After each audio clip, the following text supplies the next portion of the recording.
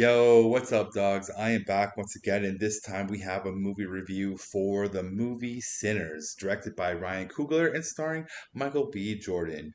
And before we get into this review, I just want to point out that normally I know I have the notes, the good, the bad, the ugly, and honestly, right now my work-life balance is all over the place because we are transitioning from the winter work to the summer work, and yeah, my schedule's all over the place and it's really hectic. So I just wanted to get something out quick, easy, and simple. So hopefully this will do, and maybe someday down the line we will revisit this movie and go and talk into it a little bit more in depth. With that being said, I would like to say that I thought this movie was good, okay to good. Because I was going into this film thinking I'm getting a Dusk Till Dawn vampire movie, okay? And that's just based off the trailer. That's what I thought we were going to get is a group of people in a bar that are going to be fighting vampires. And yes, I've seen that movie before, and to be honest, I love Dusk Till Dawn. So giving it to me again in 2025, I was on board with such a presentation. Now, that is not exactly what we get, and there's a lot more to this movie than just a vampire film. And that doesn't make it a bad experience, it just makes it the experience I wasn't ready for. And honestly, I think I need to watch this movie again to really appreciate the rest of what this movie was all about. Because there is things in this movie that I was genuinely interested in, and I felt like they tacked on a vampire story at the end of it. You know what I'm saying? Because the first chunk of this movie, we spend a lot of time with the characters of Michael B. Jordan, who's playing the twins, Smoke and Stack, and they are twin brothers, and they are back into town where they're like from, and they're looking to open up a juke, which is pretty much a blues club for, I would say, slaves that can come and hang out and spend their money and unwind before they have to go back and work the fields yet again. And this place takes place in 1936, and you really get invested with these characters, specifically Smoke and Stack. I really, really enjoyed them. I enjoyed every moment that we had with them, where I was like, this is a really interesting characters, right? And just what they're trying to do. Like we learn about their history with their parents, their whole familiar history. Them They went to the war together. They fought in, like, they went to Chicago and ran like drugs and guns and stuff for I forget who that was up there that they were doing it for. Why am I drawing a blank? It doesn't matter. It's a famous mobster. I can't believe I'm drawing a blank right now. But anyways, um Capone, there it is. And you just learn about their history and how they pretty much might have stole the drugs and money and sorry, the booze and money to be able to pay for their juke bar experience that they're trying to develop. And it's a good time hanging out with them. You meet their friends, you meet their lovers, you meet their significant others. Like, there's a lot going on. You meet their cousin, who is I think his name was Sam, and he's the main blues player. He's a young kid who's a blues player, and you meet all these people, and you kind of just invested in this world, and then it becomes a vampire movie. Like, I could have just hung out with the Smoke Brothers and just watched them run the juke and take down the KKK or something like that, which does happen in this movie, so to speak. And yeah, I was like, that'd be fun. But they gave me this vampire movie on the side, and I kind of felt like when I was watching it that the vampire stuff, I didn't need it. I wanted it. I loved it. Like, I'm a fan of the vampire side of things, but I also kind of felt like it was just a little tacked on when I'm watching it because I'm so invested in just this world that Smoke and Stack live in, that now all of a sudden we have vampires.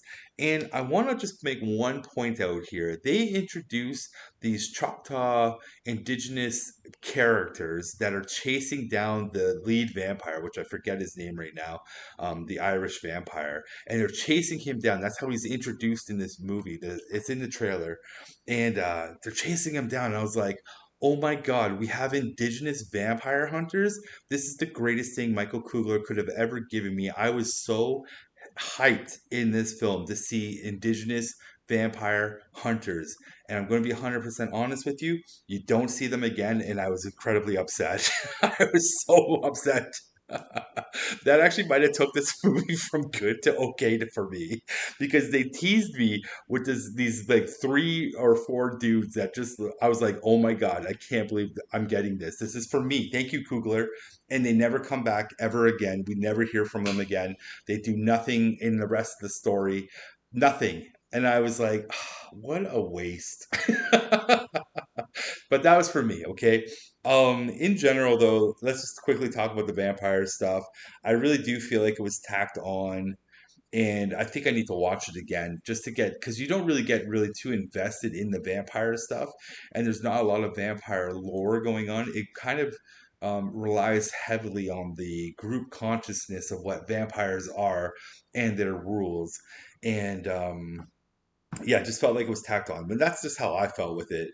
And I didn't actually, I did not like how the group engages the vampires. I thought that was incredibly dumb. And I also thought the fight between the people in the juke and the vampires was really too chaotic and too all over the place. It was really hard to focus on who and what was like getting killed and dying and surviving and all these things, right? And I also thought the end confrontation between the head vampire and I think it was Smoke at that point. No, sorry, it's Samuel. I think his name is Sam, the guitar player. I honestly forget. I thought that was kind of underwhelming too. There's a lot of underwhelming elements when it comes to the vampires. However, I would like to point out that the one thing that was fun with the vampires was Cornbread trying to get back inside the juke. That is a good scene and it made me laugh. Aside from all of that, I don't want to say anything else to ruin the movie and spoil it for you, but in general, I thought the movie was okay. I do want to watch it again because I am a fan of vampire movies, and I kind of just want to watch it again, maybe in a year from now, and like just to see, to because now I know going into it that there's more to this movie than just a vampire movie. So I kind of want to go into it and being like, okay, give me the rest. Let me get into this again, you know. This movie will definitely go into my collection, and I definitely think you should go and see this movie on a cheap night. Go and see it on a Tuesday cheap night, especially if you're into vampire. Just go see it on a cheap night. Yeah, I think so. Because it's not necessarily a vampire movie, but a lot of the things that are going on in this movie, like the music side of this movie, is actually really strong. I wonder. Oh shoot. Okay, I have to say this before I go. One thing that really, really sucked from my viewing experience was the audio mix, okay, because there are various scenes in this movie and I don't know if it's the actual movie itself or if it's the IMAX theater that I saw it in and we have crappy speakers in there now, like because that IMAX theater is old. So I felt like the audio mix was really horrible and actually was at times very hard to understand what Michael B. Jordan was saying because of the layering of certain elements that were going on musically and just the speech of like Michael B. Jordan's character at times. I was losing it in the audio many times, but there were like, and that was just, I don't know if anyone else experienced that, but that was just me in my ears. My ears, they're 45, they're old. I've listened to a lot of bass. So, and it could be my speaker, my theater as well.